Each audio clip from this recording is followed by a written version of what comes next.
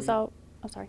When were you able to get the diagnosis? But first, when did you notice there were some problems? We didn't get the diagnosis until this summer, and we started noticing problems with his speech when he didn't really talk until he was 2. And then after that, his speech was, I had to interpret for everybody what he was saying.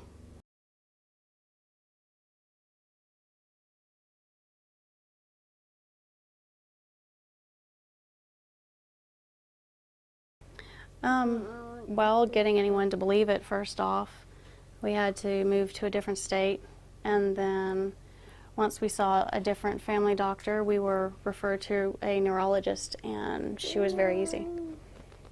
She agreed with everything, and I told her about talking to you and everything else, and so. How important is it to have a foundation for dyspraxia in the United States? Extremely important. Jordan was one of the children who fell through the cracks. And it's very heartbreaking knowing that there are others just like him who are also falling through the cracks. And it's sad because all it needs is a little bit of education. And that can be solved. And these children won't go on thinking that they're stupid because they can't get it like everyone else. They won't feel like something's wrong with them, but they don't know what it is. They can't understand why they can't get everything the way that they feel they should. And the bullying, being picked on for being slow. Once they find out what's wrong, the parents, they suffer too, watching their children go through this and not knowing why. That would change.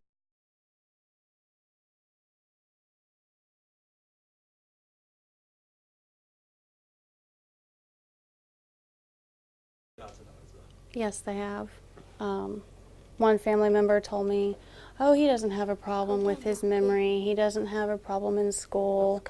So I just say, you're not the one helping him with his homework when he reads a sentence and he has to sound out all the words, and I make him reread it so I know he understood it, and it's like he never read it before. Another family member was actually upset about us coming to this because they were afraid that if other kids saw his picture and he was labeled with this, that he would be picked on.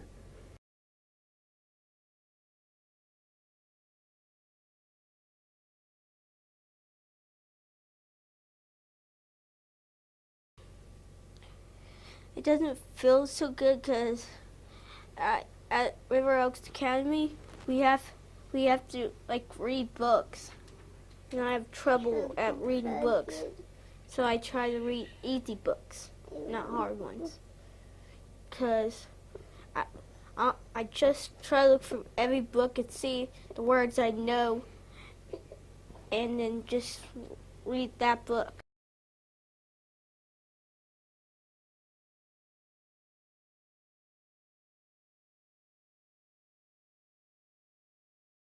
Yes, it was.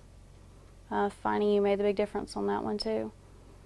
His previous school, we were told by the speech therapist that there was no way he had it because you can understand his speech too clearly. And I said, no ma'am, I never said he had apraxia. He has dyspraxia. Well, they're the same thing. Well, then why are they called something different? And she couldn't answer that.